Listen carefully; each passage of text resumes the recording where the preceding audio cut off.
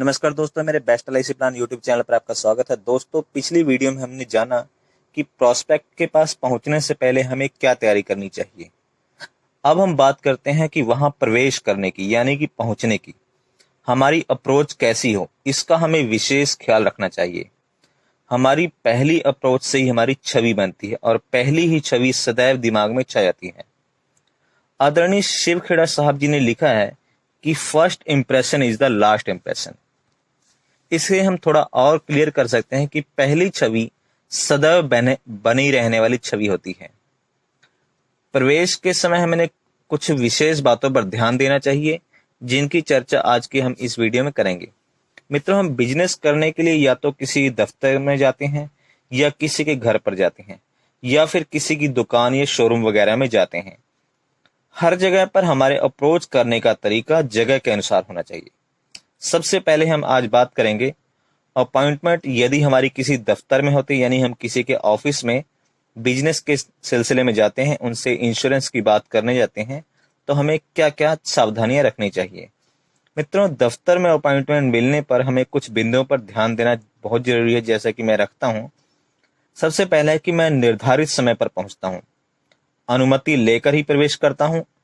अगर बाहर कोई सिक्योरिटी वगैरह बैठने का प्रावधान ना हो तो मे आई कम इन सर, क्या मैं अंदर आ सकता हूँ, जैसे वाक्यों से अनुमति लेकर ही अंदर जाता हूँ। जहां सिक्योरिटी के बैठने की जगह हो या कोई चपरासी वगैरह हो, तो पहले उनके द्वारा वहां अपना अंदर कार्ड भेजता हूँ। कार्ड अंदर जाने के बाद उनसे अनुमति मिलने के बावजूद मे आई कम इन सर जवाब लेकर ही अंदर प्रवेश करता हूँ। और अंदर प्रवेश करते ही अपना संक्षिप्त सा अपना परिचय भी दे देता हूँ कि मैं कौन हूँ, कहाँ से आया हूँ और किस लिए आया हूँ।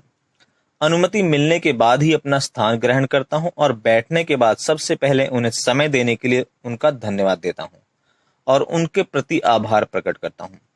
बहुत ही कम शब्दों में प्रशंसा के दो मीठे बोल भी उन्हें बोल देता हूँ, जैसे कि सर, आप जैसे लोगों से मिलने का ही हमें मौका मिलता है, तो ये हमारा सौभाग्य है।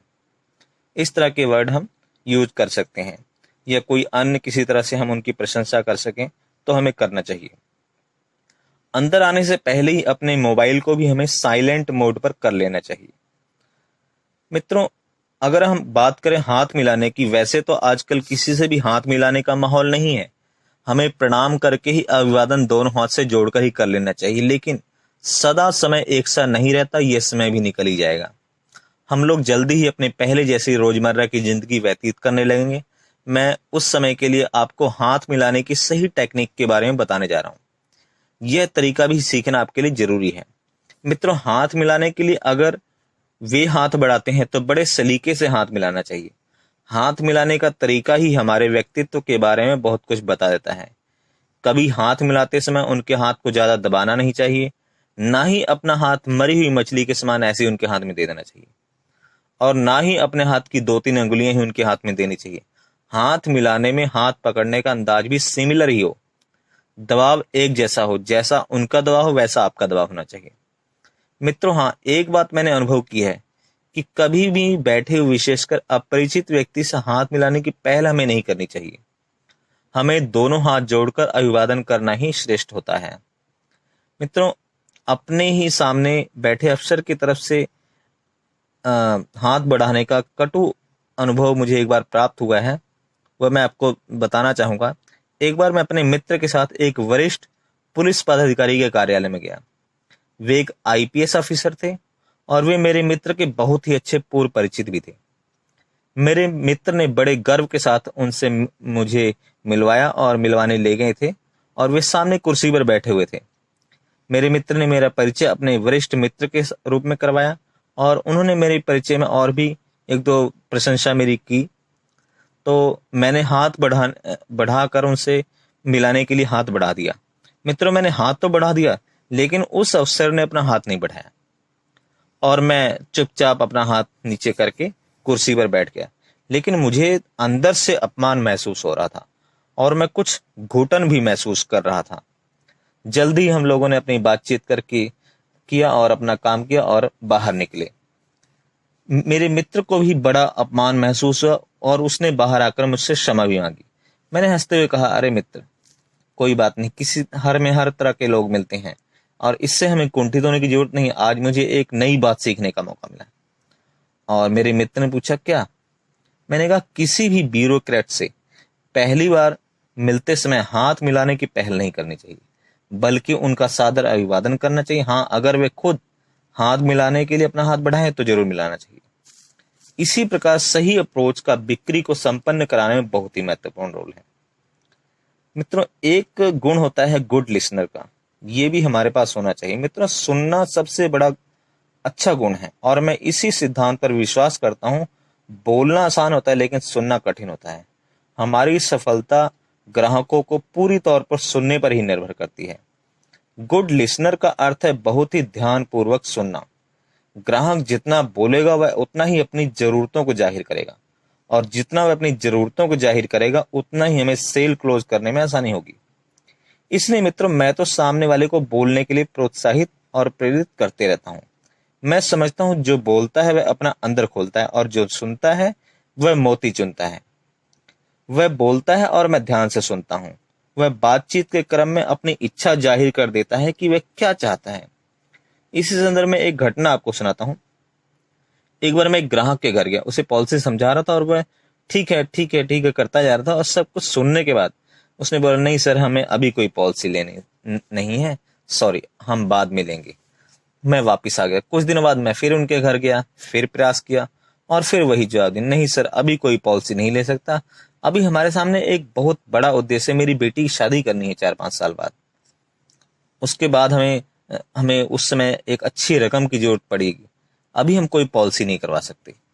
मैंने उनकी इस बात को गौर से सुना। वे कह रहे थे कि अभी हमें कोई पॉलिसी नहीं चाहिए, हमें 5-6 साल या 4-5 साल के बाद हमें कोई लड़की की शादी करनी है और उस समय उनको पैसे की जरूरत है।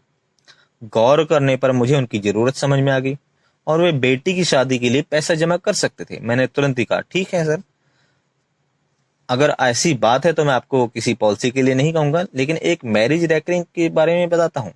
आप बेटी के लिए वही शुरू कर दें, शादी के समय एक अच्छी रकम आपको मिल सकती है। हाँ, ये तो मैं कर सकता हूँ कि शादी की रेकरिंग वाला तो खुलवा सकता हूँ, कितने पैसे देने होंगे? उन्होंने बड़े उत्साह से पूछा।